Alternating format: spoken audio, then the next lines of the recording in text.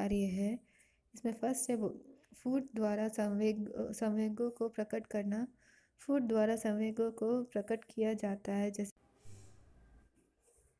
जैसे प्रसन्न मन से अगर भोजन किया जाए तो ज़्यादा खाया जाएगा, जबकि खिन्न अथवा दुखी मन से कम भोजन खाया जाता है। कुछ व्यक्ति तनाव को दूर करने के लिए अधिक भोजन का प्रयोग करते हैं, जबकि कुछ व्यक्ति बिल्कुल भी कम खाने लगते हैं। इससे उनके तनावों पर प्रभाव पड़ता है और उन्हें तनाव से मुक्ति मिलती है।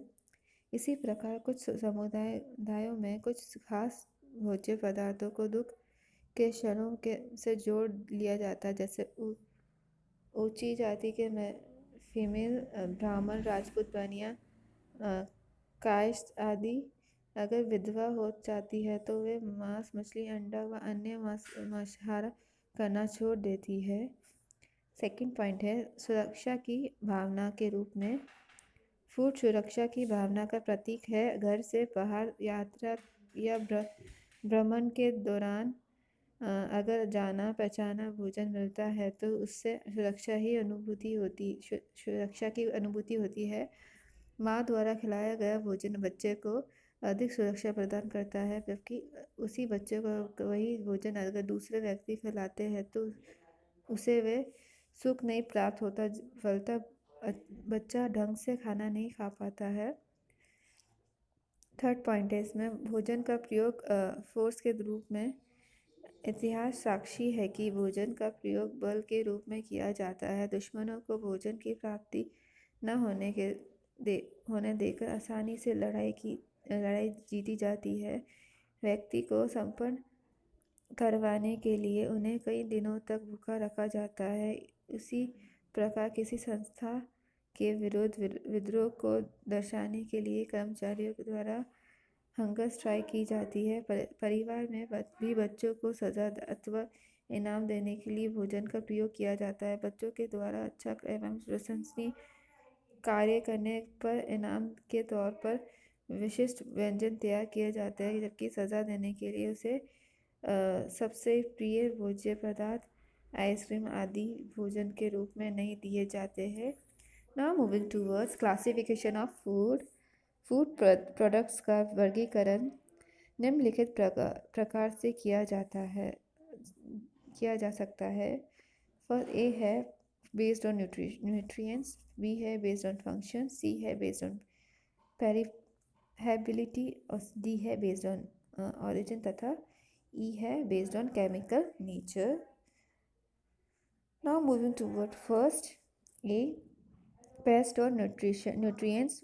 न्यूट्रिएंट्स के आधार पर फूड का वर्गीकरण निम्नलिखित प्रकार के लिए किया जाता है।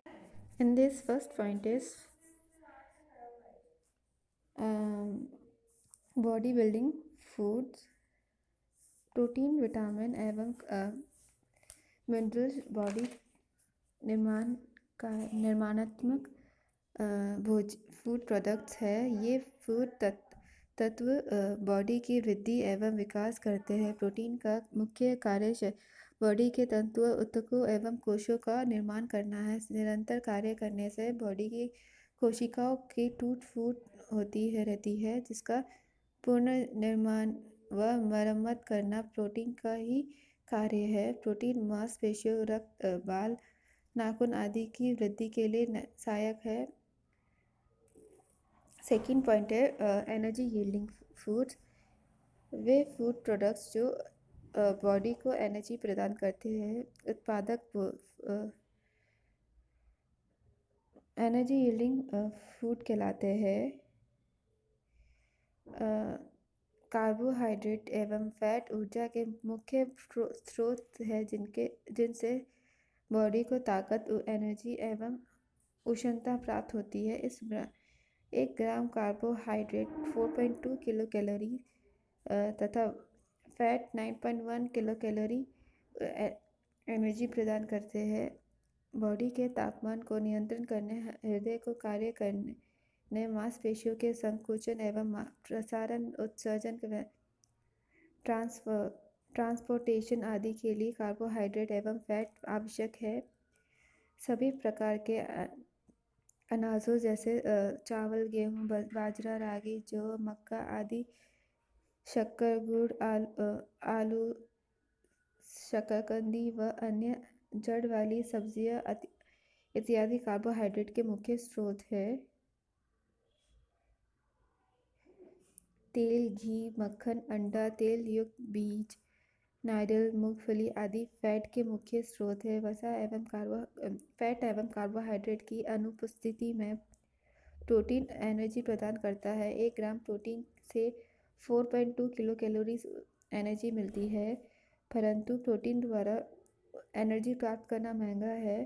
प्रोटीन का मुख्य कार्य बॉडी बिल्डिंग करना है और ऊर्जा प्रदान करना सहायक कार्य है।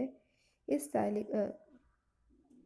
तालिका द्वारा फैट, कार्बोहाइड्रेट एवं प्रोटीन द्वारा प्राप्त एनर्जी को दर्शाने का प्रयास किया गया है। इसमें एक तरफ इस टेबल को 2 पार्ट्स में बांटा गया है। एक तरफ क्वांटिटी दी हुई है, एक तरफ कितनी ऊर्जा प्राप्त होती है वो बताया हुआ है।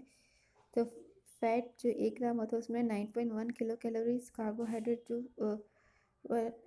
1 ग्राम में 4.2 किलो कैलोरीज और प्रोटीन 1 ग्राम में 4.2 किलो कैलोरीज मिलती है। उपरोक्त तालिका से स्पष्ट होता है कि 1 ग्राम वसा से फैट से कार्बोहाइड्रेट की एवं प्रोटीन की अपेक्षा डबल ऊर्जा प्राप्त होती है। अतः फैट एनर्जी का कंसंट्रेटेड सोर्स है। Now moving toward third point, body protection foods. ऐसे फूड प्रोडक्ट्स जो बॉडी की डिजीज से प्रोटेक्शन करते हैं, विभिन्न फिजियोलॉजिकल क्रिया फंक्शन का संचालक, नियंत्रण एवं नियमन करते हैं, प्रोटेक्टिव फूड्स कहलाते हैं। प्रोटीन, विटामिन एवं मिनरल्स से युक्त डाइट बॉडी को सुरक्षा प्रदान करते हैं। बॉडी में इम्यूनिटी पावर को विकसित करने के लिए इनका पर्याप्त मात्रा में होना अति आवश्यक है। ग्रीन एवं येलो वेजिटेबल जैसे बथुआ, पालक, चलाई, मूली का साग, चने का साग, सरसों का साग, सभी प्रकार के फल जैसे केला, संतरा, नींबू, पपीता, अमरूद, अंगूर, लीची, आम, सेब, नाशपाती आदि, मिल्क एवं मिल्क प्रोडक्ट, एग आदि विटामिन एवं मिनरल्स के मुख्य स्रोत है। ये फूड प्रोडक्ट्स बॉडी को डिजीज से सुरक्षा प्रदान करते हैं। अस्थियों में दांतों के निर्माण के लिए खनिज लवण की आवश्यकता है। Now moving towards second part based on nutrients. पोषक तत्वों के आधार पर भोज्य पदार्थों का वर्गीकरण निम्नलिखित समूहों में किया गया है। फर्स्ट पॉइंट है कार्बोहाइड्रेट ग्रुप। कार्बोहाइड्रेट ग्रुप के अंतर्गत सभी प्रकार के अनाज तथा चावल, बाजरा, मक्का, जौ, रागी आदि आते हैं। जड़ वाली सब्जियां जैसे आलू, प्याज, शकरकंदी आदि से स्टार्च भरपूर मात्रा में पाई जाती है। ग्रीन वेजिटेबल, छिलकेदार दालें, छिलका सहित फल रफेज के मुख्य स्रोत है। रफेज कार्बोहाइड्रेट का ही एक जटिल रूप है जिसका पाचन नहीं होता है, परंतु ये पाचन क्रिया में सहयोग देता है। आमाशय में उपस्थित फूड को ये इंटेस्टाइन की ओर सरकाने का कार्य करता है, जिससे फूड का पाचन सरलता से हो जाता है।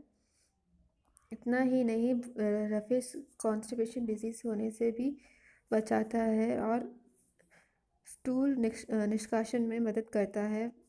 भूसी, चोकर सहित आटा आदि से रफेज पर्याप्त मात्रा में विद्यमान रहता है, अतः आटे को छानकर नहीं खाना चाहिए।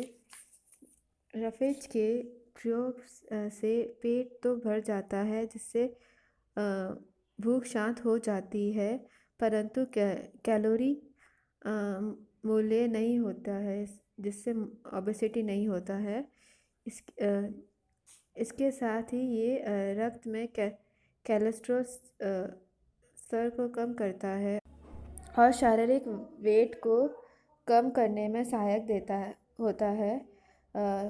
बॉडी में कार्बोहाइड्रेट की कमी से वेट कम हो जाता है।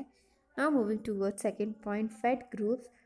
फैट का मुख्य स्रोत तेलयुक्त बीज, मक्खन, एग, नारियल, मूंगफली आदि है। इसका मुख्य कार्य बॉडी को एनर्जी प्रदान करना है। फूड में इसके अत्यधिक उपयोग से वज़न बढ़ता है, वह कमी से वज़न में कमी तथा शारीरिक वृद्धि रुक जाती है।